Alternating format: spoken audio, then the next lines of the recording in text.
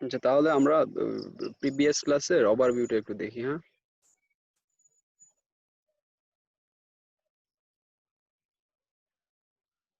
আসছে স্ক্রিন কি আসছে? জি স্যার। জি স্যার।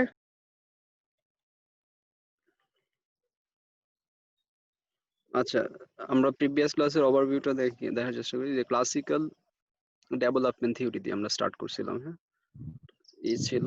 তারপর কিছু ক্লাসিক্যাল ইকোনমিক্স ছিল, ওনারা ডেভেলপমেন্ট নিয়ে কি কথা বলছেন।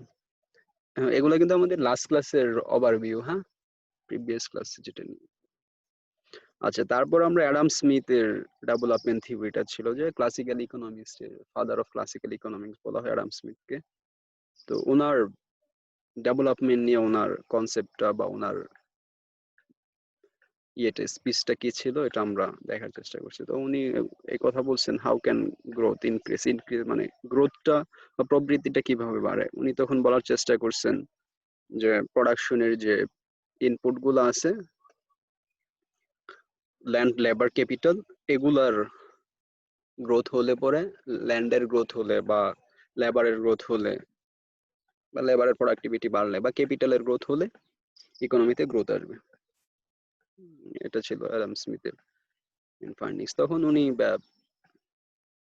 বিসিএস সাইকেলের একটু কথা বলছেন কিভাবে এটা হয়। তারপর আমরা দেখলাম রিকার্ডিয়ান থিওরি ছিল, মডার্ন অফ ইকোনমিক গ্রোথ, যেটা উনি রিকার্ডো উনি বলছেন যে ইকোনমিতে গ্রোথটা হয় পরে ক্যাপিটাল অ্যাকুমুলেশনের জন্য। হ্যাঁ, ক্যাপিটাল তার মানে যে ইকোনমিতে বা যে দেশের ক্যাপিটাল অ্যাকুমুলেশন যত বেশি, সেই দেশে গ্রোথটা তত বেশি। ক্যাপিটাল অ্যাকুমুলেশন বেশি হওয়া মানে ইনভেস্টমেন্ট বেশি হওয়া। হ্যাঁ, আর ইনভেস্টমেন্ট বেশি হওয়া মানে গ্রোথ। তবে এগুলো ওনারা সবাই একটা পর্যায়ে সবাই বক্তব্য এটাই বলছেন যে আসলে একটা পর্যায়ে গ্রোথটা স্টপ হয়ে যায়। হ্যাঁ, একদম স্টেডি স্টেট হয়ে যায়। গ্রোথটা আনলিমিটেড না, এটা সব সময় চলতে থাকে না। এগুলার ওনার কিছু। তারপর ম্যালথাস এর থিওরিটা আমরা দেখার চেষ্টা করছি। তখন ম্যালথাসও উনি ওনার বক্তব্য দিলেন, রস্টস থিওরি অফ ডেভেলপমেন্ট। উনি কিছু স্টেজের কথা বলছেন। হ্যাঁ, সবগুলা দেশ আজকে যারা ডেভেলপ দেশ, তারা এই স্টেজগুলো ফলো করে ওয়ান বাই ওয়ান দেন একটা স্টেজে, অর্থাৎ ডেভেলপমেন্টের একটা ফাইনাল একটা স্টেজে উঠে পৌঁছে গেছেন। তো রস্টো স্টেজের গ্রোথের স্টেজগুলো ছিল traditional society, means agriculture base society, transitory society, take off, drive to technological maturity, high mass consumption. এগুলা ছিল। তো এগুলোর ক্যারেক্টারিস্টিক্স গুলো বলে দেওয়া হচ্ছে কি কিভাবে। মিলস থিওরি অফ ডেভেলপমেন্ট খুব তেমন গুরুত্বপূর্ণ তেমন কিছুই নাই। তারপর আমরা হ্যারোড ডোমার গ্রোথ মডেলটা নিয়ে কথা বলছিলাম। হ্যাঁ, এখানে বলা হয়েছিল যে সেভিংসটা কিভাবে ডেভেলপ ইকোনমিক গ্রোথে কিভাবে গুরুত্বপূর্ণ ভূমিকা রাখে। হ্যাঁ, এটা দেখানোর চেষ্টা করা হয়েছিল যে একটা যে ইকুইলিব্রিয়াম কন্ডিশনটা কিভাবে হোল্ড করে, তার লেফটে বা রাইটে থাকলে পরে ইকোনমিটা কনভার্স করে কোথায়, কে স্টারের দিকে। হ্যাঁ, কে স্টারটা হচ্ছে আমার equilibrium amount of capital investment. তো লেফট বা রাইটে থাকলে, রাইটের দিকে মুভ করতে থাকে, আর রাইটে থাকে লেফটে মুভ করে। তো এই জিনিসগুলো আমরা দেখার চেষ্টা করছিলাম। হ্যাঁ, এইটুকু পর্যন্তই লাস্ট ক্লাস ছিল, তাই না? ঠিক আছে। জি স্যার। আচ্ছা, তাহলে আজকে আমরা আবার নতুন ক্লাসটা স্টার্ট করি। এখানে কি ওই লাস্ট ক্লাস নিয়ে কি কারো কোনো কোশ্চেন আছে? হুম। না স্যার। আচ্ছা, আর রেকর্ড হচ্ছে তো নাকি? জি স্যার। আচ্ছা, তাহলে আজকে আমরা এখান থেকে স্টার্ট করি ক্লাসিক্যাল থিওরি অফ ডেভেলপমেন্ট। আজকেও ঠিক ওই ক্লাসিক্যাল থিওরিটাই দেখার চেষ্টা করব। এইসব বিষয়গুলো আসবে আজকে। লিনিয়ার স্টেজ, এই যে যারা ক্লাসিক্যাল ইকোনমিক্স যারা ছিলেন, তো ওনারা এই চারটা স্টেজে এগুলোকে ডেসক্রাইব করার চেষ্টা করছে ইকোনমিক ডেভেলপমেন্টকে। ফার্স্টে ছিল linear stage of growth model, 1950s আর 60s দিকে খুব পপুলার মডেল ছিল linear stages of growth model, অর্থাৎ যেটা আমরা ওই হ্যারোড ডোমার মডেল অলরেডি পড়ে আসছি যেটা। হ্যাঁ, এটা হচ্ছে লিনিয়ার স্টেজ অফ গ্রোথ, এটা আমাদের ডান। and theories of pattern of structural change। আজকে আমরা মূলত এই যে স্ট্রাকচারাল চেঞ্জ থিওরি 1970s এর দিকে লুইস মডেল, হ্যাঁ, এটা নিয়ে আজকে আমরা একটু ডিটেইলস কথা বলবো। 1970s এর দিকে খুব একটা পপুলার একটা থিওরি ছিল। ইন্টারন্যাশনাল ডিপেন্ডেন্স রেগুলেশন 1970s এর পরে থেকে, আর নিউ ক্লাসিক্যাল ফ্রি মার্কেট, ওনারা কি বলছেন ডেভেলপমেন্ট থিওরি নিয়ে, এগুলো দেখার চেষ্টা করবো ওয়ান বাই ওয়ান। আচ্ছা, লিনিয়ার স্টেজ অলরেডি আমরা এটা নিয়ে কথা বলছি, হ্যাঁ। এখানে সংক্ষেপে বলা হচ্ছে view the process of development as a series of successive stages of economic growth, mixture of saving, investment, foreign aid was necessary for the economy. ওনারা বলছেন যে লিনিয়ার স্টেজ গ্রোথ থিওরিতে বলা হচ্ছে যে ইকোনমিক ডেভেলপমেন্ট বা গ্রোথের জন্য সেভিংস খুবই ইম্পর্টেন্স, সেভিংস হলে পরে ইনভেস্টমেন্ট হবে, আর ফরেন এইড বহির্বিশ্বের সাহায্যগুলো খুব দরকার ইকোনমিতে ডেভেলপমেন্টের জন্য। আর ওনারা খুব জোর দিচ্ছেন emphasis is the role of accelerated capital accumulation in economic development. অর্থাৎ ওনারা এই যে পুঁজির ঘটন যেটা, অর্থাৎ ক্যাপিটাল অ্যাকুমুলেশনের দিকে তারা খুব বেশি গুরুত্ব দিচ্ছেন লিনিয়ার স্টেজ থিওরিতে। অর্থাৎ একটা দেশের যত ক্যাপিটাল অ্যাকুমুলেশন বা পুঁজির গঠন বা পুঁজি যত অ্যাভেলেবেল থাকবে তত বেশি ইনভেস্টমেন্ট হবে, তত বেশি ডেভেলপমেন্ট হবে। আর রস্টো স্টেজেস, এটা নিয়ে আমরা কথা বলছি, এটার আজকে দরকার আছে রিপিটেশনের? না স্যার। আচ্ছা, তাহলে আমরা সামনে যাই। হ্যাঁ, রস্টো স্টেজ গ্রোথ থিওরি। আচ্ছা, হ্যারড ডোমারটা বা একে মডেল বলা হয়, এটা নিয়ে আমরা কিন্তু কথা বলছি, তাই না? ওই যে গ্রাফটা যেটা ছিল, তারপর আমরা সংক্ষেপে একটু বলি। হ্যাঁ, the principal strategy for development is mobilization the savings and generation of the investment to exact. আচ্ছা, তো হ্যারোডোমার মডেলের মূল কথাই হচ্ছে যে সেভিংসটাকে বাড়ানো। হ্যাঁ, যত বেশি সেভিংস হবে তত বেশি ইনভেস্টমেন্ট, আর ইনভেস্টমেন্ট বেশি হওয়া মানেই কি ইকোনমিক গ্রোথ হওয়া। হ্যারোডোমার মডেলকে সংক্ষেপে বলা হচ্ছে একে মডেল। হ্যাঁ, আর এটা হচ্ছে হ্যারোডোমার মডেল হচ্ছে এমন একটা মডেল যে মডেলটা দিয়ে কিভাবে ইনভেস্টমেন্ট বা সেভিংস কিভাবে ইনভেস্টমেন্টকে প্রমোট করে আর ইনভেস্টমেন্ট কিভাবে গ্রোথটাকে প্রমোট করে, এই টেকনিকটা সাধারণত দেখানো হয় একে মডেল দিয়ে। আর এখানে বলা হচ্ছে ইনভেস্টমেন্ট কামস ফ্রম সেভিং, যেহেতু ইনভেস্টমেন্ট আমার গ্রোথ বা ডেভেলপমেন্টকে প্রমোট করতেছে, সুতরাং ইনভেস্টমেন্ট আবার কোথা থেকে আসতেছে? সেভিংস থেকে আসতেছে। ঠিক আছে, আর এখানে একটা হচ্ছে the rate of economic growth is determined jointly by the ability of economy to save and the capital output ratio। অর্থাৎ ইকোনমিতে আমার যে গ্রোথটা আসবে বা ডেভেলপমেন্টটা আসবে, এটা আসবে কোথা থেকে?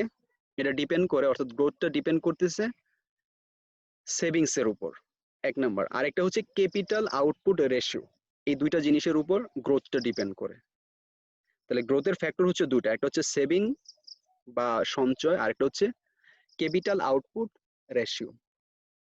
ঠিক আছে, পুঁজি বা উৎপাদনের যে অনুপাত, এই দুইটা বিষয়ের উপর কি করে গ্রোথটা ডিপেন্ড করে। ঠিক আছে, হ্যারোড ডোমার বা একে মডেলের গ্রোথ স্ট্র্যাটেজিটা বা মেকানিজমটা, একে মডেলের জি মূল স্যার। ফাইন্ডিংসটা হচ্ছে যে আমার গ্রোথটা ডিপেন্ড করে বা গ্রোথের ফ্যাক্টর হচ্ছে দুটা, একটা হচ্ছে সেভিংস আর একটা হচ্ছে ক্যাপিটাল আউটপুট রেশিও। আমরা নেক্সট এই যে হ্যারোড ডোমার মডেলের এখানে একটা সার্কুলার ফ্লো ডায়াগ্রামের কথা বলা হয়েছে। এখানে বলা হচ্ছে ফার্ম এন্ড হাউস হোল্ড। হ্যাঁ, ইকোনমিতে দুইটা stake holder, two side economics, এক পক্ষে আছে ফার্ম আর এক পক্ষে আছে হাউস হোল্ড। তো এখন ফার্মরা কি করে? ওয়েজ, প্রফিট, রেন্ট এগুলা হাউস হোল্ডের কাছে ট্রান্সফার করে দেয়। ফার্ম থেকে ওয়েজ, প্রফিট এবং রেন্ট কোথায় যায়? হাউস হোল্ডের কাছে যায়। হ্যাঁ, এই যে এই পাঁচটা থেকে আসবে। এই যেমন ফার্ম থেকে এই প্রফিট, ওয়েজ এবং রেন্ট এগুলো কোথায় যাচ্ছে? হাউস হোল্ডে যাচ্ছে। আচ্ছা, ঠিক আছে। আবার হাউস হোল্ড এগুলা কি করতেছে? এই যে ওয়েজ, প্রফিট, রেন্ট আকারে যে প্রফিটটাকে এখানে নিয়ে আসলো হাউস হোল্ডের কাছে আছে, তারা আবার তাদের কনজাম্পশন জন্য এক্সপেন্ডিচার করতেছে। সেই কনজাম্পশন জন্য এক্সপেন্ডিচার করলে সেটা আবার কোথায় যাচ্ছে? ফার্মে যাচ্ছে। আচ্ছা, এই যে ওয়েজ, প্রফিট এবং রেন্ট হাউস হোল্ড ইনকাম করলো বা তাদের যে আয় বা সেভিংস বা ইনকাম, প্রফিট যাই বলি না কেন, হাউস হোল্ড সবটাই কনজাম্পশনে স্পেন্ড করে না, কিছু কি করে? সেভিংস করে হাউস হোল্ড। হ্যাঁ, ঠিক আছে। তো ওদের যে প্রফিট হয় টোটাল হাউস হোল্ডের, এ থেকে কিছু কনজাম্পশনের জন্য স্পেন্ড করে দিল আর বাকি কিছু সেভিংস করলো। এখন এই সেভিংসটা আবার ইনভেস্টমেন্ট ফর্মে ফার্মের কাছে চলে গেল। ঠিক আছে, কিছু লিকেজ ছিল, সেই লিকেজটা আবার ইনফ্লো হয়ে আবার ফার্মের কাছে চলে গেল। হাউস হোল্ডের কাছে টোটাল যে প্রফিট, এই প্রফিটের একটা পোর্শন সে কনজাম্পশনে স্পেন্ড করলো আর বাকিটা সে সেভ করলো। যেটা কনজাম্পশন স্পেন্ড করলো সেটা আবার সরাসরি ইনফ্লো হয়ে ফার্মের কাছে চলে গেল। আর হাউসহোল্ড যেটা সেভ করলো সেই সেভিংসটা আবার ইনভেস্টমেন্টে ট্রান্সফার হলো, সেই ইনভেস্টমেন্টটা আবার ফার্মে ইনফ্লো হয়ে গেল। ঠিক আছে, এইভাবে সার্কুলেট হতে থাকে ইনকাম ইকোনমি। আচ্ছা, এবার আসি হ্যারড ডোমার গ্রোথ মডেল। অর্থাৎ হ্যারড ডোমার গ্রোথ মডেলটা নিয়ে অলরেডি যেটা বললাম, ওই ডায়াগ্রামটা, এটা ওভারভিউ আছে, আমরা স্কিপ করে যাই দ্রুত। হ্যাঁ, এটা তো দেখতে হবে, কোশ্চেন থাকলে আমরা নেক্সট কথা বলবো, এটা আর রিপিট করছি না। আচ্ছা, অবস্টেকেলস এন্ড কনস্ট্যান্ট, এই যে হ্যারড ডোমার বা একে মডেলটা ছিল, এইটার প্রবলেম গুলা কি বা ক্রিটিসিজম গুলা কি, এই মডেলটার উইক পয়েন্ট গুলো। এখানে ওরা বলছে problem with the argument that the GDP growth is proportional to the share of investment expenditure in GDP. হ্যাঁ, আচ্ছা, এরা বলছে যে ইনভেস্টমেন্ট যে হারে বাড়বে, যে প্রপোর্শনে বাড়বে, জিডিপি গ্রোথ ঠিক একই প্রপোর্শনে বাড়বে। অনেক সময় এটা হয় না। হ্যাঁ, ইনভেস্টমেন্ট এক্সপেন্ডিচার ইন জিডিপি যেই প্রপোর্শনে গ্রো করে, আমার রিয়েল ইকোনমিতে জিডিপিটা ওই হারে গ্রো করে না। রিয়েল ডাটা ফ্যাক্ট এটা বলে। হ্যাঁ, লো rate of savings in developing countries give rise to savings gap and capital constant. এটা বলা হচ্ছে লো rate of savings in developing যে কান্ট্রিগুলো, তাদের সেভিংস রেটটা খুবই অল্প বা লো থাকে, কম থাকে। হ্যাঁ, savings gap and capital constant, যেহেতু তাদের সেভিংসটা লো, সুতরাং তাদের এখানে একটা সেভিংস গ্যাপ তৈরি হয়। আর হচ্ছে ক্যাপিটাল কনস্ট্যান্ট থাকে, সীমাবদ্ধতা, সম্পদ বা পুঁজির কনস্ট্যান্ট থাকে। সুতরাং তারা চাইলেও পরে ডেভেলপিং কান্ট্রি বা আন্ডার ডেভেলপ কান্ট্রি খুব ফাস্ট গ্রো করতে পারে না।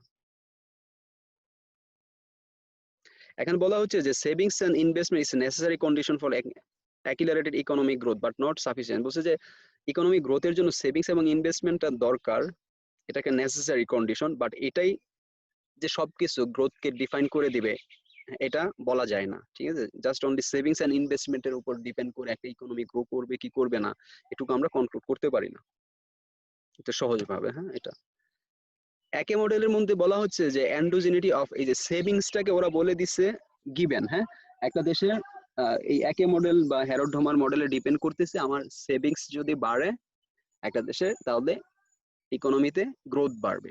কিন্তু এখন সেভিংসটা কিভাবে বাড়বে, এটা কি বলে দিলেই কি সেভিংসটা বেড়ে যাইবো? সুতরাং একে মডেল বা হ্যারড ডোমার মডেলের মধ্যে ওরা সেভিংসটাকে এক্সোজেনাস বা গিভেন ধরে নিছে, যে ধরে নেওয়া হয়েছে একটা ইকোনমিতে সেভিংস থাকবে। কিন্তু এই সেভিংসটা আসলে এক্সোজেনাস না, এন্ডোজেনাস, অর্থাৎ সেভিংসটাও অনেক কিছুর উপর ডিপেন্ড করে। এটা কি বোঝা গেল যে কথাটা বললাম, এক্সোজেনিটি এন্ড এন্ডোজেনিটি? স্যার আবার একটু বলেন। আচ্ছা, এই যে হ্যারড ডোমার মডেলের মধ্যে কি বলা হয়েছে, সেভিংস এবং ক্যাপিটাল আউটপুট রেশিওর উপর ডিপেন্ড করতেছে আমার গ্রোথ রেট, তাই না? গ্রোথের ফ্যাক্টর কি দুটা, একটা সেভিংস আর একটা কি ক্যাপিটাল আউটপুট রেশিও। এই যে সেভিংস এর কথা বলা হয়েছে হ্যারড ডোমার, এই সেভিংসটা কোথা থেকে আসবো, এটা কিন্তু ওই একে মডেল বা হ্যারড ডোমার মডেলের মধ্যে বিস্তারিত ব্যাখ্যা নাই। ওরা বলে দিছে যে সেভিংস যদি থাকে তাহলে ইকোনমিটা গ্রো করবে। কিন্তু এখন কথা হচ্ছে যে এই যে সেভিংসটা কিসের মধ্যে থেকে আসবো, এটা কি আমরা কি বলে নিব বা ধরে নিব যে সেভিংস আছে? যে কোনো কিছু যদি গিভেন দেয়া থাকে এটাকে বলা হচ্ছে এক্সোজেনিটি বা এক্সোজেনাস। এই ম্যাথমেটিক্স এর যে এক্সোজেনাস এবং এন্ডোজেনাস যে ভেরিয়েবল গুলো থাকে, অর্থাৎ ওরা বলে দেওয়া হয়েছিল একে মডেলে, হ্যারড ডোমার মডেলে উনি বলছেন যে সেভিংস দেয়া আছে বা সেভিংসটা এমনি দেয়, কিন্তু সেভিংসটা কিভাবে আসবো, একটা ইকোনমিতে সেভিংসটাকে কিভাবে বাড়ানো যায়? আসলে সেভিংসটা তখন উনি আবার বলছে যে একটা দেশের যদি ইকোনমিতে গ্রোথ বেশি হয়, প্রোডাক্টিভিটি বেশি হয়, মানুষের পার ক্যাপিটাল ইনকাম বেশি থাকে, তাহলে কি হয়, তাহলে সেভিংস বেশি হয়। এখানে ঠিক উল্টা জিনিসটা বলা হইতেছে যে আসলে সেভিংস গ্রোথকে প্রমোট করে না, বরং গ্রোথ সেভিংসকে প্রমোট করে। ক্লিয়ার এটা? জি স্যার। এটাতে বলা হচ্ছে যে যেহেতু আমরা বলছি যে গ্রোথটা ডিপেন্ড করে সেভিংস এর উপর, কিন্তু এটার ক্রিটিসিজম এসে বলা হইতেছে যে আসলে না, গ্রোথটা সেভিংস এর উপর ডিপেন্ড করে না, বরং সেভিংসটা গ্রোথের উপর ডিপেন্ড করে। ঠিক উল্টা জিনিসটা বলা হচ্ছে। সেভিংস থাকলে ইকোনমিতে গ্রোথ আসবে এটা না, বরং যদি ইকোনমিতে গ্রোথ হয় তাহলে সেভিংস বাড়বে, এরকম একটা কথা বলা হয়েছে এখানে। ঠিক উল্টা জিনিসটা, কন্ট্রাডিক্টরি। ঠিক আছে, এটা হচ্ছে এটার ক্রিটিসিজম। তো এখানে ওরা উদাহরণ হিসেবে ওনারা বলার চেষ্টা, সেভিংস আর ইনফ্লুয়েন্স বাই দ্য এই যে per capital income and the distribution of the economy. বলছে যে সেভিংস থাকলে পরে সেভিংস হলে পরে ইকোনমিতে গ্রোথ আসবে, ভালো কথা। কিন্তু অনেক সময় দেখা গেছে ইকোনমিতে গ্রোথ না থাকলে তো আর সেভিংস আসবে না।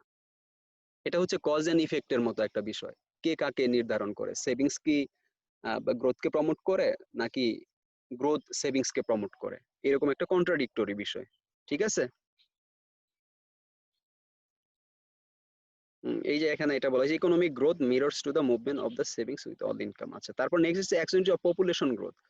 এখন এন্ডোজেনিটি অফ পপুলেশন গ্রোথ, উনি এখানে পপুলেশন গ্রোথের কথা উনি কিছু বলেন নাই। ওনার মডেলের মধ্যে একে মডেল বা হ্যারোডোমার মডেলের মধ্যে আমরা পপুলেশন গ্রোথটাকে উনি এক্সোজেনাস মানে গিভেন ধরে নিয়েছেন। কিন্তু এখানে বলা হচ্ছে যে এই পপুলেশন গ্রোথটা কি করতে পারে, আমার যে ইকোনমিক গ্রোথকে প্রমোট করতে পারে, বা এখানে একটা ভাইটাল রোল প্লে করতে পারে। সেটা কিভাবে করতে পারে?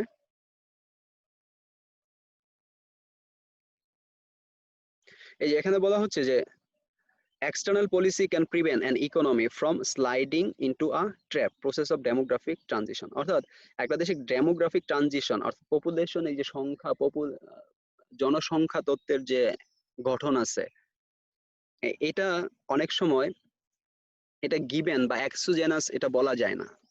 ঠিক আছে। এক একটা দেশের পপুলেশনের স্ট্রাকচার গঠন, তাদের এথনিসিটি বা তাদের বিহেভিয়ার বা তাদের গ্রোথ অফ রেট আলাদা আলাদা। সুতরাং এটা এক্সোজেনাস না, বরং এটা এন্ডোজেনাস।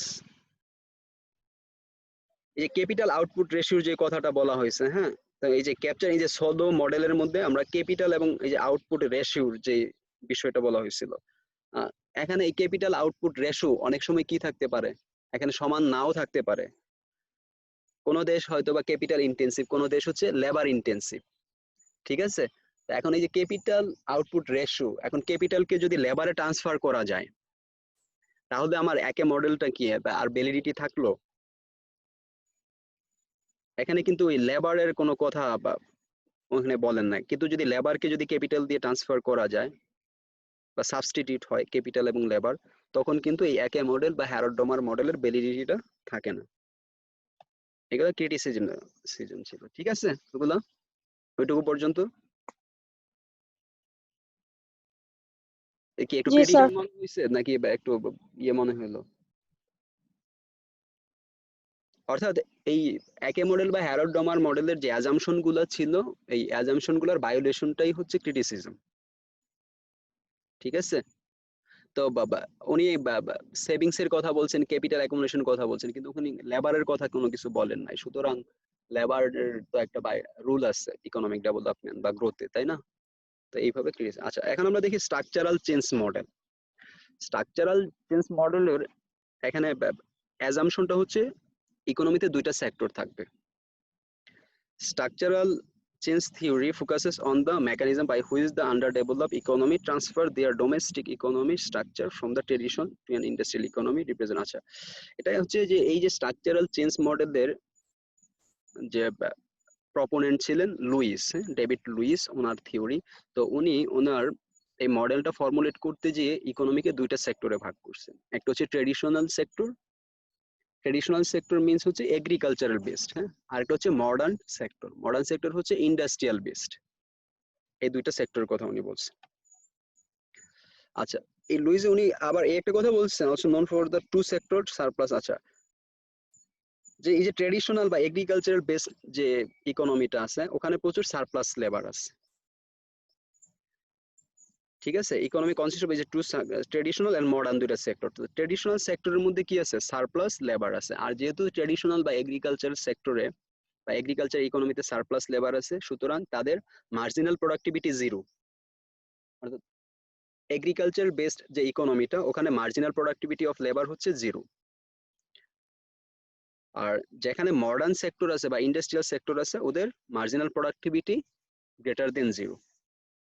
এই ধরনের অ্যাজাম্পশনের উপর ভিত্তি করে এই মডেলটা ফর্মুলেট হয়েছে।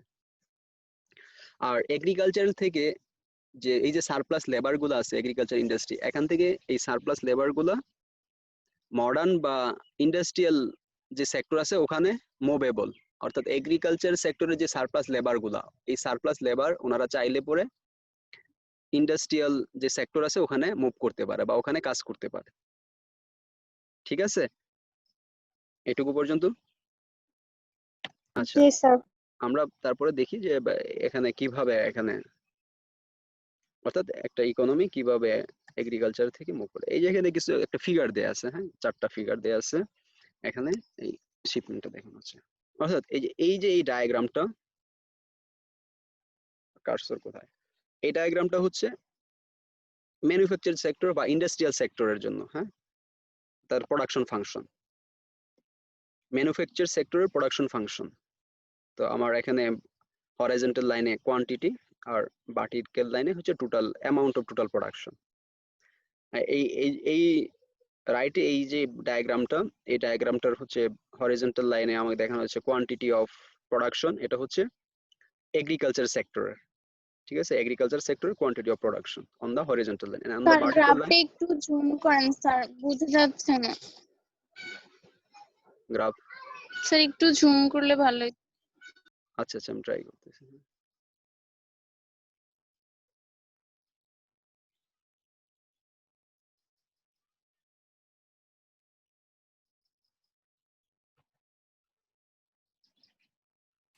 এখন আসছে, এখন আসছে। জি স্যার। আচ্ছা, আমরা তাহলে আবার একটু এই ডায়াগ্রামের কথা বলি, হ্যাঁ এই যে এই ডায়াগ্রামটা, এটা হচ্ছে ইন্ডাস্ট্রিয়াল সেক্টরের প্রোডাকশন ডায়াগ্রাম, হ্যাঁ তাহলে হরিজন্টাল লাইনে আমার দেখানো হচ্ছে অ্যামাউন্ট অফ কোয়ান্টিটি প্রোডাকশন, আর ভার্টিক্যাল লাইনে হচ্ছে, সরি আচ্ছা এখানে হচ্ছে যে সরি হরিজন্টাল লাইনে হচ্ছে total number of labour input, ঠিক আছে, আর ভার্টিক্যাল লাইনে হচ্ছে টোটাল প্রোডাকশন। সুতরাং প্রোডাকশন ডিপেন্ডস অন লেবার। আমরা এখানে ধরছি যে লেবার এবং ক্যাপিটালকে ফিক্স ধরে আমরা বলতেছি যে production depends only on labour, ঠিক আছে। আমার total product is a function of labour only. তাহলে পরে আমার ভার্টিক্যাল লাইনে হচ্ছে অ্যামাউন্ট অফ টোটাল প্রোডাকশন, আর হরিজন্টাল লাইনে হচ্ছে number of total labour employed, ঠিক আছে, কতটুকু লেবার আমি এমপ্লয় করতেছি, আর এখানে প্রোডাকশন, ওকে। এন্ড দেন এই রাইট ওয়ান, এই যে এই ডায়াগ্রামটাতে এখানে হচ্ছে ভার্টিক্যাল লাইনে হচ্ছে total amount of production and horizontal লাইনে হচ্ছে total amount of labour employed, ঠিক আছে।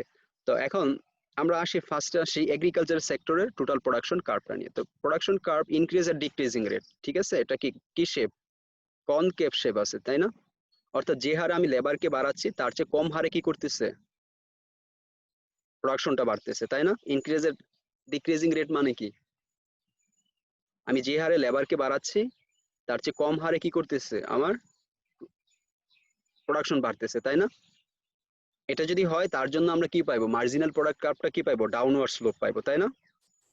আচ্ছা, এই যে এই পয়েন্টে যে maximum amount of labour employed, এই যে এই পয়েন্টের রাইটে যদি আমি আরো বেশি যদি লেবার আমি এমপ্লয় করতে থাকি এগ্রিকালচার সেক্টরে, তাহলে তাদের মার্জিনাল প্রোডাক্টিভিটি কি আসবে, জিরো আসবে, ঠিক আছে। এটা এল এ অ্যামাউন্ট লেবারের পরে তারপরেও যদি আমি লেবার ইনপুট বাড়াইতে থাকি এগ্রিকালচার সেক্টরে, তাদের মার্জিনাল প্রোডাক্টিভিটি কি আসবে, জিরো আসবে, তাই না। জিরো শূন্য। কারণ এই যে এই ক্লার্কটার পর এটা একদম ফ্ল্যাট হয়ে গেছে তাই না, এটা ফ্ল্যাট হয়ে গেছে। তো ফ্ল্যাট ইন কার্ভ, আমি লেবার ইনপুট বাড়ছে বাট আমার টোটাল প্রোডাকশন তো বাড়ছে না, সুতরাং মার্জিনাল প্রোডাক্টিভিটি জিরো। সুতরাং এই যে এল এ অ্যামাউন্ট ম্যাক্সিমাম এল এ অ্যামাউন্ট লেবার এমপ্লয়েড হবে কোথায়, এগ্রিকালচার সেক্টরে। তার পরবর্তীতে তার যে এই যে এল এ এর রাইটে যে পরিমাণ লেবার গুলো আছে এদের marginal productivity zero in agriculture sector.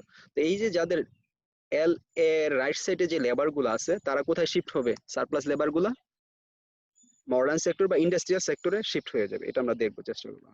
তো এই রিলেশন থেকে এই এগ্রিকালচার সেক্টরের যে প্রোডাকশন ফাংশন, এ থেকে আমরা কি করতে পারি, একটা এভারেজ প্রোডাক্ট ড্র করলাম আর একটা মার্জিনাল প্রোডাক্ট কার্ভ ড্র করলাম, ঠিক আছে। এই যে মার্জিনাল প্রোডাক্ট কার্ভটা যে এল এ অ্যামাউন্টের পরে এখানে যে জিরো হয়ে গেছে, এখানে ওদের মার্জিনাল প্রোডাক্টিভিটি জিরো, সুতরাং এই মার্জিনাল প্রোডাক্টিভিটি কার্ভ আর average product marginal product curve is below the average product agriculture সেক্টরে। আর এগ্রিকালচার সেক্টরে যে ওয়েস্টটা ডিটারমাইন হয় এভারেজ প্রোডাক্টের পার্সপেক্টিভ থেকে, ঠিক আছে।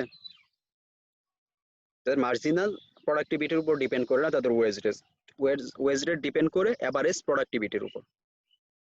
হ্যাঁ ঠিক আছে, এগুলো হচ্ছে অ্যাজাম্পশন লুইস মডেলের। তা আমরা ধরে নিলাম যেহেতু এভারেজ প্রোডাক্টিভিটির উপর ডিপেন্ড করে, সুতরাং এগ্রিকালচার সেক্টরের এই যে নিচের যে ডায়াগ্রামটা এখানে দেখানো হচ্ছে, ভার্টিক্যাল লাইনে দেখানো হচ্ছে তাদের এভারেজ প্রোডাক্ট আর মার্জিনাল প্রোডাক্ট বা ওয়েজ, ঠিক আছে, এভারেজ ওয়েজ। আর এখানে হচ্ছে বা হরিজন্টাল লাইনে number of amount labour employed, অর্থাৎ কতটুকু শ্রমিক কাজে নিয়োজিত। আচ্ছা, তাহলে এই পার্সপেক্টিভে তাহলে আমরা এখানে বলতে পারি এগ্রিকালচারাল সোসাইটি বা এগ্রিকালচারাল যে ইকোনমি তাদের ওয়েজ কত, ডাব্লিউ এ পরিমাণ, ঠিক আছে, ওয়েজ রেট কত, ডাব্লিউ এ, আর কতটুকু লেবার এমপ্লয়েড হচ্ছে এল অ্যামাউন্ট। কোথায় এটা? এগ্রিকালচার সেক্টরে। ঠিক আছে, এই ডায়াগ্রামের এক্সপ্লেনেশন কি ক্লিয়ার আছে? জি স্যার। এই টোটাল প্রোডাক্ট ফাংশনের উপর ভিত্তি করে আমরা তাদের একটা ওয়েজ পেলাম এবং কতটুকু লেবার এমপ্লয়েড হলো সেটার একটা রিলেশন দেখার চেষ্টা করলাম। আচ্ছা, এবার আমরা চলে আসি ফার্স্ট এখন ইন্ডাস্ট্রিয়াল সেক্টরের যে ডায়াগ্রামটা, এটা ইন্ডাস্ট্রিয়াল সেক্টরের প্রোডাকশন ফাংশন ইনিশিয়ালি হচ্ছে টিপিএম।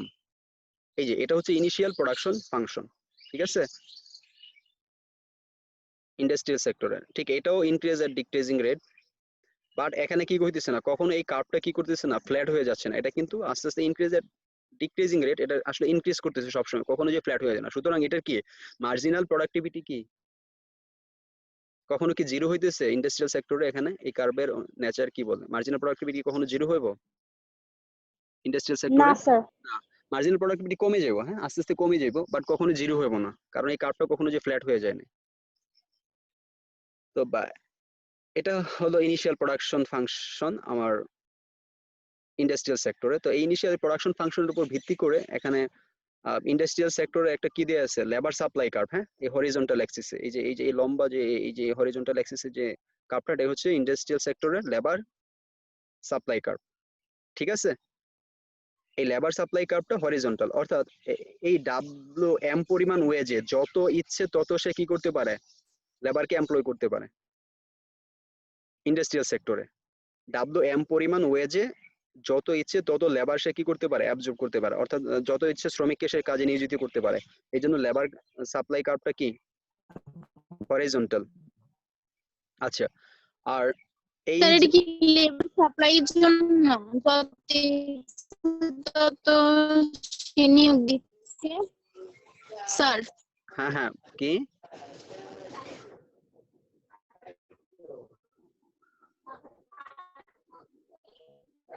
বুঝি নাই, কি কি কি এটা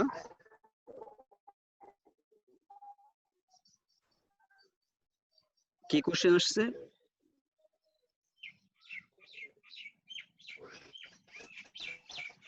কার কোশ্চেন ছিল?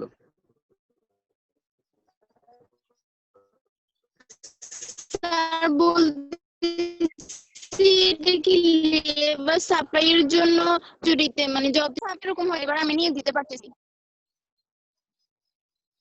ভয়েস তো ক্লিয়ার আসতেছে না, কার এটা?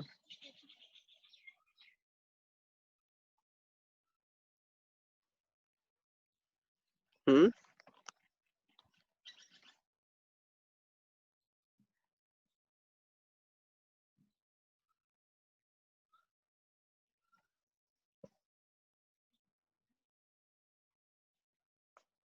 কার কোশ্চেন ছিল কি, মানে ভয়েস তো ক্লিয়ার না। হুম,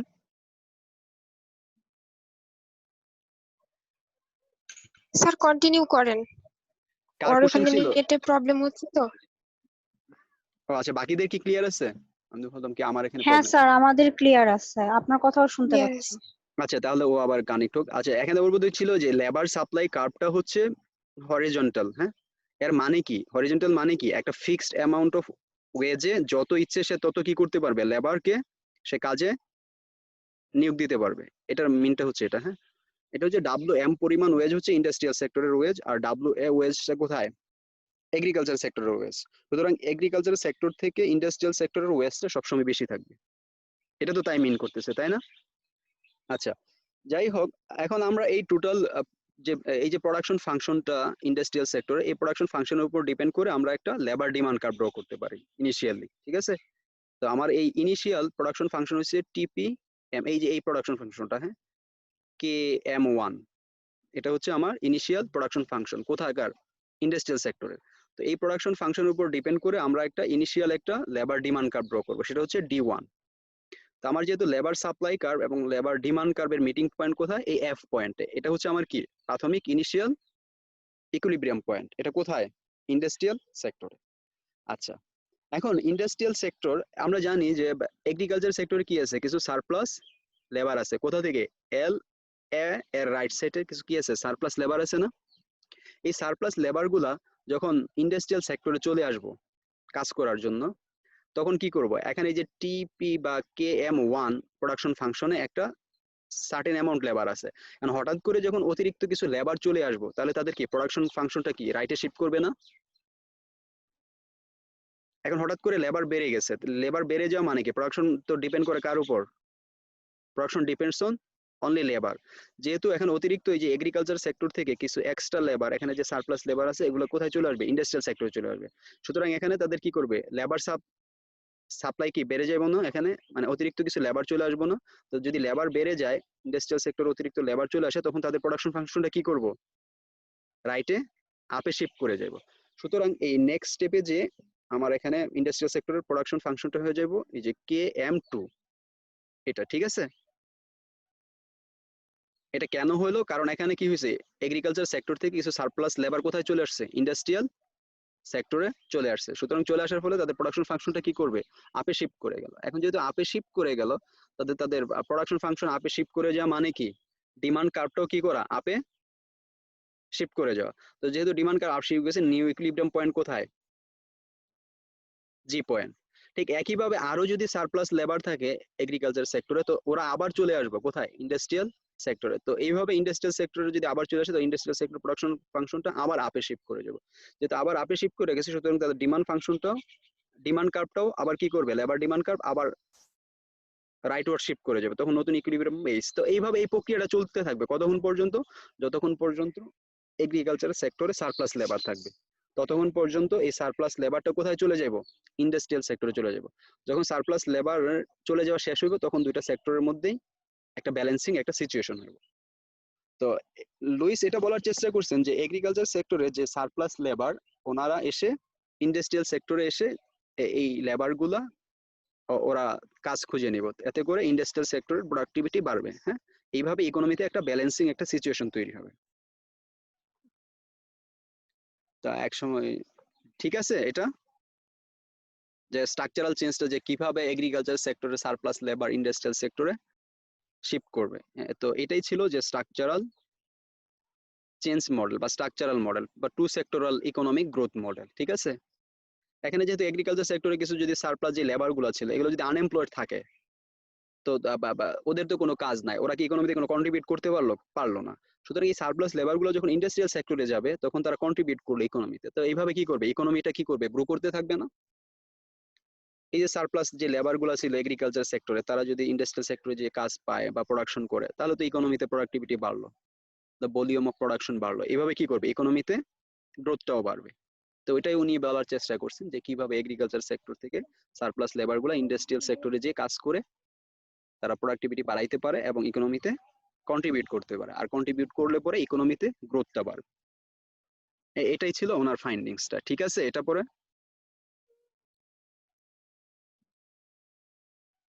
কারো কোনো কোশ্চেন আছে এটা নিয়ে? না স্যার। আচ্ছা, তাহলে আমরা কি মুভ করবো সামনে? জি স্যার। তো এটা দেখতে হইব, দেন কোশ্চেন থাকলে নেক্সট দিন আমরা আবার এটা নিয়ে কথা বলতে পারবো। আচ্ছা, লুইস থিওরিস অফ ডেভেলপমেন্ট, এটার ক্রিটিসিজম গুলো এটা বলা হয়েছে। এটা আসলে খুব বেশি একটা খুব শক্তিশালী বা ইয়ে নাই যে যে এমন রিয়েল লাইফে দেখা গেছে যে এই যে বলা হয়েছে যে সারপ্লাস লেবার শুধু এগ্রিকালচার সেক্টরে থাকে, কিন্তু ইন্ডাস্ট্রিয়াল সেক্টরেও প্রচুর সারপ্লাস লেবার থাকে। ইন্ডাস্ট্রিয়াল সেক্টরে যদি পরে সারপ্লাস লেবার থাকে, তাহলে কি এগ্রিকালচার সেক্টর থেকে আমার লেবার নেওয়ার কি কোনো প্রয়োজন পড়ে? না। না। তার মানে কি, যদি ইন্ডাস্ট্রিয়াল সেক্টরে যদি সারপ্লাস লেবার থাকে, তাহলে এই মডেলটা ইনভ্যালিড, এটা অ্যাপ্লাই করার কোনো সুযোগ নাই, তাই না? এটা একটা সবচেয়ে বড় ক্রিটিসিজম। অনেকগুলো অ্যাজাম্পশনের উপর এবং খুব উইক অ্যাজাম্পশনের উপর এই মডেলটা আর কি এস্টাবলিশড। ঠিক আছে, তো এই ধরনের আরো ওনারা খুব চাইলে এটাকে ক্রিটিসাইজ করা যায়। আর ইন্ডাস্ট্রিয়াল সেক্টর, এই যে বলা হচ্ছে যে প্রোডাকশন ফাংশনটা আপে শিফট করে যাচ্ছে, কত এক্সপানশন করতে পারবো ইন্ডাস্ট্রিয়াল সেক্টর? সম্ভব না। অনেক সময় দেখা গেছে এই যে ইন্ডাস্ট্রিয়াল সেক্টরের এক্সপানশন করতে গেলে আমার ক্যাপিটাল দরকার, ক্যাপিটালের প্রচুর কনস্ট্রেইন থাকে, হ্যাঁ। আর টেকনোলজিক্যাল ইমপ্রুভমেন্ট ছাড়া তো বা সফিস্টিকেট টেকনোলজি ছাড়া বা ইন্ডাস্ট্রিয়াল সেক্টর গ্রো করা যায় না। তো এই টেকনোলজি এত ফাস্ট গ্রো করে না। এগ্রিকালচার সেক্টরে যে সারপ্লাস, যে সবগুলা লেবারকে অ্যাবজর্ব করার ক্যাপাসিটি নাই ইন্ডাস্ট্রিয়াল সেক্টরে। এগুলো হচ্ছে এটার ক্রিটিসিজম গুলো। দেন আমরা সামনে মুভ করি, হ্যাঁ। জি স্যার। আরেকটাই যে একজন ভদ্রলোক ছিলেন, structural changes and pattern of development changes model, এটা অত খুব ইম্পর্টেন্স না, হ্যাঁ। তারপর আমি এটা দিয়ে রাখলাম, এটাকে ইয়ে করতে হবে, এই আর্টিকেলটা পড়ে দেন কোশ্চেন থাকলে আমরা এটা স্কিপ করে যাই, জাস্ট রিডিং দিতে হবে, অত যেহেতু গুরুত্বপূর্ণ না আমি এটা তেমন। উনি এই ক্যাপিটাল অ্যাকুমুলেশনের সাথে উনি বলছেন যে শুধু ক্যাপিটাল অ্যাকুমুলেশন হলে পরে বা সেভিংস বাড়লে পরে একটা দেশের গ্রোথ আসবে না। একটা দেশের সোসিও ইকোনমিক যে স্ট্রাকচার যদি চেঞ্জ না আসে, বা এখানে যদি জাস্টিস না থাকে, হ্যাঁ, ল এন্ড অর্ডার যদি কাজ না করে, তাহলে পরে এই ডেভেলপমেন্ট গুলো আসবে না। উনি এইভাবে একটা থিওরিটিক্যাল একটা কথা বলার চেষ্টা করছে, ঠিক আছে। আচ্ছা, আর এখানে আরেকটা মডেল হচ্ছে ইন্টারন্যাশনাল ডিপেন্ডেন্স রেগুলেশন, হ্যাঁ, আইডিআর। এটার কথা বলা হয়েছে। এটার বলা হচ্ছে যে আসলে exclusive emphasis GMP growth rates as the principal index. এখন ওনারা বলছে যে আসলে শুধু model rejects the exclusive emphasis, শুধু জিএনপি বা জিডিপি গ্রোথ দিয়ে একটা দেশের ডেভেলপমেন্টকে মেজার করা যায় না। এটা ওনাদের বক্তব্য যে আইডিআর যে মডেলটা বা ওনাদের যে থিওরিটা, বক্তব্যটা, ওনারা বলছেন যে শুধু আসলে একটা দেশের জিডিপি বা জিএনপি গ্রোথ দিয়ে ওই দেশের ডেভেলপমেন্ট মেজার করা যায় না। ডেভেলপমেন্ট হচ্ছে একটা খুব বেস্ট বা একটা মাল্টি ডাইমেনশনাল একটা কনসেপ্ট। শুধু ইকোনমিক গ্রোথ বা জিডিপি গ্রোথ দিয়ে ডেভেলপমেন্টটাকে মেজার করা যায় না।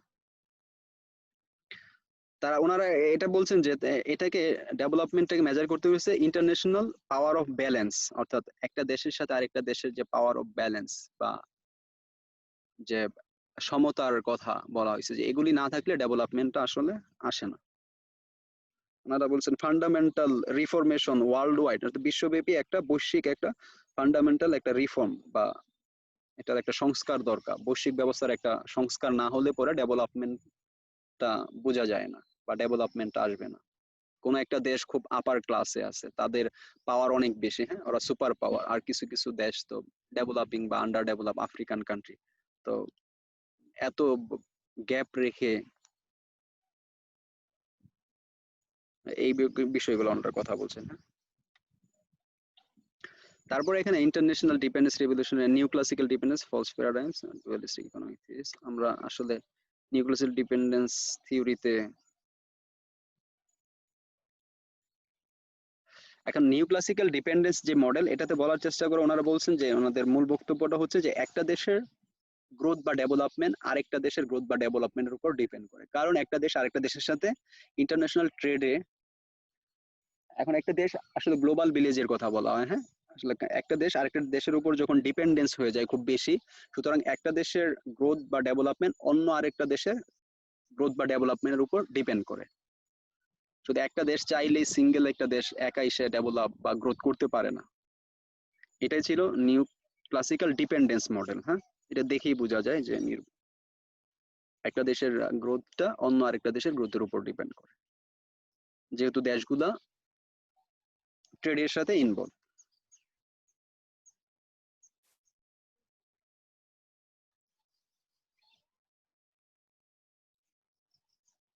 আচ্ছা, এখানে হচ্ছে false paradigms model, the policy representation, এগুলো আসলে আচ্ছা, under the development of the faulty and inappropriate advice provided by the well-meaning about the biased and international, এটা বলছে ফলস প্যারাডাইমস মডেলটা হচ্ছে attributed under the development to the faulty and paradigm. False paradigm মডেলটা হচ্ছে কি, আসলে অনেক দেশ আসলে থার্ড ওয়ার্ল্ড কান্ট্রি গুলা তাদের ইকোনমিক যে ফর্মুলেশন বা পলিসি গুলা, এগুলো সাধারণত ওয়ার্ল্ড ব্যাংক বা আইএমএফ বা ডেভেলপ কান্ট্রি গুলো আছে, তাদের যে পলিসি থাকে, তাদের পলিসি দিয়েই ওই আন্ডার ডেভেলপ বা ডেভেলপিং কান্ট্রি গুলা তাদের নিজস্ব দেশের পলিসিগুলো ফর্মুলেট করে থাকে এবং করতে বাধ্য হয় অনেক সময়। তো দেখা গেছে এই পলিসিগুলা ওইসব দেশের আর্থসামাজিক বাস্তবতার সাথে অ্যাডজাস্টেড না। ওই পলিসিগুলো ফর্মুলেট করা হয়েছে যে যারা ডেভেলপ কান্ট্রি আছে বা ওয়েস্টার্ন সোসাইটি আছে তাদের স্বার্থকে সংশ্লিষ্ট বা তাদের স্বার্থ রক্ষা করার জন্য। তো এই সময় অনেক সময় দেখা গেছে এই যে ট্র্যাপে পড়ে যায়, হ্যাঁ, এটাগুলো হচ্ছে ডেপ ট্যাপ। অনেক সময় যে আইএমএফ বা ওয়ার্ল্ড ব্যাংক থেকে ঋণ নিয়ে এই ঋণ থেকে বাইরে হয়ে আসতে পারে না, কারণ শর্তযুক্ত অনেক ঋণ থাকে। তো এইভাবে দেখা গেছে যে ডেভেলপ যে কান্ট্রি গুলা ওদের স্বার্থ মানে রক্ষা হয়।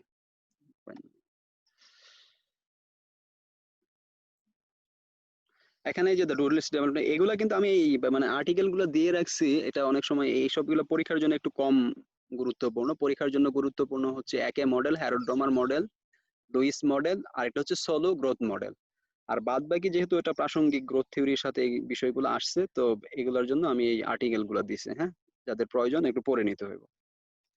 আমরা উইকনেস অফ ইয়েতে আচ্ছা, তাহলে new classical counter revelation market fundamentalism, এই নিউ ক্লাসিক্যাল। স্যার আজকে আর না পড়ি। আচ্ছা, বেশি হয়ে যাচ্ছে তাই তো? জি স্যার। সব একরকম লাগতেছে। আচ্ছা স্যার এখন সব এলোমেলো লাগতেছে। আচ্ছা, তাহলে পরে আমরা এই নেক্সট দিন এই সদো মডেলটা নিয়ে আবার একটু কথা বলবো, ঠিক আছে? তাহলে আজকে এইটুকু থাক, মানে আমরা তাহলে আবার একটু প্রথম থেকে আসি, তাহলে যেহেতু এলোমেলো হয়ে গেছে। খুব বেশি ডিফারেন্স না। আমরা প্রথম ক্লাসিক্যাল থিওরি নিয়ে যেহেতু কথা বলতেছি, তো ক্লাসিক্যালের আমরা অ্যাডাম স্মিথ দেখলাম, রিকার্ডো দেখলাম, তাই না, ম্যালথাস দেখলাম। তার পরবর্তীতে আমরা এখান থেকে দেখার চেষ্টা করলাম লিনিয়ার স্টেজেস থিওরি বা একে মডেল বা হ্যারোড ডোমান মডেল। এগুলো কিন্তু সবগুলো একই নামে ডাকা হয়, ঠিক আছে? লিনিয়ার স্টেজ থিওরি বা একে মডেল বা হ্যারোড ডোমার মডেল এগুলো কিন্তু সেম। তো এই মডেলের মূল ফাইন্ডিংস ছিল গ্রোথ বা ডেভেলপমেন্ট ডিপেন্ডস করে সেভিংস আর ক্যাপিটাল আউটপুট রেশিওর উপর। আর তারপর রস্টুস স্টেজেস অফ গ্রোথ, এটা তো আমরা ওই দিনও পড়লাম, আজকেও যেটা আসলো। আর হ্যারোড ডোমার মডেলের বিষয়টাতে আমরা পড়ছি। তারপর হ্যারোড ডোমার মডেলের অবস্ট্যাকল বা কনস্ট্যান্ট গুলো দেখলাম। তারপর আজকে যেটা দেখলাম যেটা structural Lewis theory of development, হ্যাঁ, আর এটাকে বলা হচ্ছে also known as the two sector surplus labour model, এই নামে এটাকে ডাকা হয়, বা স্ট্রাকচারাল মডেল, এটাকে এই নামেও এটা পরিচিত, ঠিক আছে? তো লুইস মডেলটা আজকে ক্লাসের খুব গুরুত্বপূর্ণ একটা পার্ট ছিল। তো লুইস মডেলের আমি আবার যদি একটু ওভারভিউ করতে যাই, তো লুইস মডেলের ছিল যে আমরা এখানে ইকোনমিকে দুইটা সেক্টরে ভাগ করছি, একটা হচ্ছে এগ্রিকালচার সেক্টর আর একটা হচ্ছে ইন্ডাস্ট্রিয়াল সেক্টর। তো এগ্রিকালচার সেক্টরের মধ্যে প্রচুর সারপ্লাস লেবার আছে, আর এগ্রিকালচার সেক্টরের আর এখানে মার্জিনাল প্রোডাক্টিভিটি কি জিরো, আর ইন্ডাস্ট্রিয়াল সেক্টরের marginal productivity greater than zero. আর কিভাবে এগ্রিকালচার সেক্টরের সারপ্লাস লেবার গুলা ইন্ডাস্ট্রিয়াল সেক্টরে মুভ করবে এবং তারা ইকোনমিতে কন্ট্রিবিউট করে ইকোনমিক গ্রোথটাকে প্রমোট করবে, এটাই ছিল এই মডেলের মূল ফাইন্ডিংসটা। তো এটাকে ডেসক্রাইব করতে গিয়ে কিছু অ্যাজাম্পশন ছিল যে এগ্রিকালচার সেক্টরের ইকোনমিটা দুইটা সেক্টরে ভাগ করা হয়, একটা হচ্ছে এগ্রিকালচার সেক্টর আর একটা হচ্ছে ইন্ডাস্ট্রিয়াল সেক্টর। এগ্রিকালচার সেক্টরে আমার প্রচুর সারপ্লাস লেবার আছে, আর এগ্রিকালচার সেক্টরের যে ওয়েস্টটা ডিটারমাইন হয় এভারেজ প্রোডাক্ট অফ লেবার দিয়ে, হ্যাঁ, মার্জিনাল প্রোডাক্ট অফ লেবার দিয়ে না। আচ্ছা, তারপরে একটা আর ইন্ডাস্ট্রিয়াল সেক্টর এগ্রিকালচার সেক্টরের যে production is a function of only labour, আমরা এখানে ক্যাপিটালটাকে ফিক্স ধরলাম। ঠিক একইভাবে এখানে এই ডায়াগ্রাম গুলা আমরা ডেসক্রাইব করার চেষ্টা করলাম। আর রাইট সাইডের যে ডায়াগ্রামটা, এই ডায়াগ্রামটাকে বললাম আমরা এগ্রিকালচার সেক্টরের প্রোডাকশন ফাংশন, আর এখানে হচ্ছে ইন্ডাস্ট্রিয়াল সেক্টরের প্রোডাকশন ফাংশন। তো ইনিশিয়ালি এই প্রোডাকশন ফাংশন থেকে আমরা এগ্রিকালচার সেক্টরের প্রোডাকশন ফাংশন থেকে আমরা এভারেজ প্রোডাক্টিভিটি অফ লেবার একটা কার্ভ ড্র করলাম এবং marginal productivity of labour curve draw করলাম, হ্যাঁ, তাদের রেসপেক্টিভ ভার্টিক্যাল এবং হরিজন্টাল লাইনে তাদের রেসপেক্টিভ যে ইন্ডেক্স গুলো আছে এগুলাকে দেখানো হয়েছে। আর এখানে আমরা ইন্ডাস্ট্রিয়াল সেক্টরের প্রোডাকশন ফাংশন দেখলাম, ইন্ডাস্ট্রিয়াল সেক্টর প্রোডাকশন, আর ইন্ডাস্ট্রিয়াল সেক্টরের লেবার সাপ্লাই কার্ভ হচ্ছে হরিজন্টাল, হ্যাঁ, এই যে এসএল। আর এই যে টোটাল প্রোডাকশন ফাংশনের উপর ডিপেন্ড করে একটা লেবার ডিমান্ড কার্ভ ড্র করলাম ইন্ডাস্ট্রিয়াল সেক্টরে। তো labour demand supply curve meeting point হচ্ছে ইকুইলিব্রিয়াম। আর সবসময় ইন্ডাস্ট্রিয়াল সেক্টরের ওয়েস্টটা এগ্রিকালচার সেক্টর ওয়েস্ট থেকে বেশি থাকবে। বেশি না থাকলে কি আর এগ্রিকালচার সেক্টর থেকে ইন্ডাস্ট্রিয়াল সেক্টরে মানুষ আসবে না। এই জন্য ইন্ডাস্ট্রিয়াল সেক্টরের West is greater than agriculture sector, ঠিক আছে। তো এই যে তারপর একটা সার্টেন অ্যামাউন্টের পরে যাদের মার্জিনাল প্রোডাক্টিভিটি 0, তারা এই সারপ্লাস লেবার গুলা চলে আসবে কোথায়? ইন্ডাস্ট্রিয়াল সেক্টরে। যখন চলে আসবে তখন তাদের প্রোডাকশন ফাংশন আস্তে আস্তে শিফট করতে থাকবে আপে। তো টোটাল প্রোডাকশন ফাংশন আপে শিফট করা মানে কি? ডিমান্ড কার্ভ গুলো আস্তে আস্তে শিফট করা। তো এই প্রক্রিয়াটা চলতে থাকবে যতক্ষণ পর্যন্ত এগ্রিকালচার সেক্টরে সারপ্লাস লেবার থাকবে। তো এটাই ছিল লুইস মডেল বা স্ট্রাকচারাল চেঞ্জ মডেল বা টু সেক্টরাল ইকোনমিক মডেল, ঠিক আছে। আর লুইস মডেলের ক্রিটিসিজম গুলো এখানে দেয়া আছে, এটা একটু গুরুত্বপূর্ণ, ঠিক আছে, অনেক সময় পরীক্ষায় আসে। তো আজকে পরে এখানেই থাকুক, হ্যাঁ। জি স্যার। এটা নিয়ে আজকে ক্লাস নিয়ে কি কারো কোনো কোশ্চেন আছে?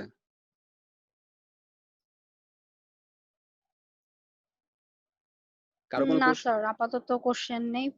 পড়ার পরে যদি আচ্ছা থাকে ঠিক তাহলে আছে, নেক্সট যে ক্লাসে থাকলে পড়ব। পরে নিয়মটা হচ্ছে যে নেক্সট আমরা যে পরবর্তী ক্লাস শুরু করার আগে প্রিভিয়াস ক্লাসে কারো যদি কোনো কোশ্চেন থাকে, ডাউট থাকে বা কনফিউশন থাকে বা জানার থাকে তাহলে কোশ্চেন জিজ্ঞেস করতে হবে, হ্যাঁ। Feel free to ask. কোনো কনফিউশন হলে পরে ওটাকে ওকে জিজ্ঞেস স্যার। করতে হবে। হতে পারে কন্ট্রাডিক্টরি মনে হতে পারে যে ম্যাক্রোতে এরকম পড়ছি বা ওই থিওরির সাথে এটা পড়লাম, এখানে এসে এরকম কেন মনে হয়, বা গ্রাফের ডিজাইনটা কি বা এটার ডেসক্রিপশনটা কি, এটা কেন হলো, কিভাবে হলো, এই ধরনের যে কোনো কোশ্চেন জিজ্ঞেস করতে হবে, হ্যাঁ। শিখার কিন্তু যে প্রি কন্ডিশনটাই হচ্ছে কোশ্চেন করা, হ্যাঁ, প্রশ্ন করতে হবে। তো এই জন্য নিজে নিজে একটু পড়াশোনা করে বই টই দেখে দেন কোশ্চেন। আচ্ছা তাহলে আজকে এইটুকুই থাক, হ্যাঁ। জি স্যার। ওকে ঠিক আছে, গুড লাক এভরিওয়ান। আসসালামু আলাইকুম স্যার। স্যার আসসালামু আলাইকুম। স্যার আসসালামু আলাইকুম। ওয়ালাইকুম আসসালাম। আসসালামু আলাইকুম স্যার। ওয়ালাইকুম আসসালাম।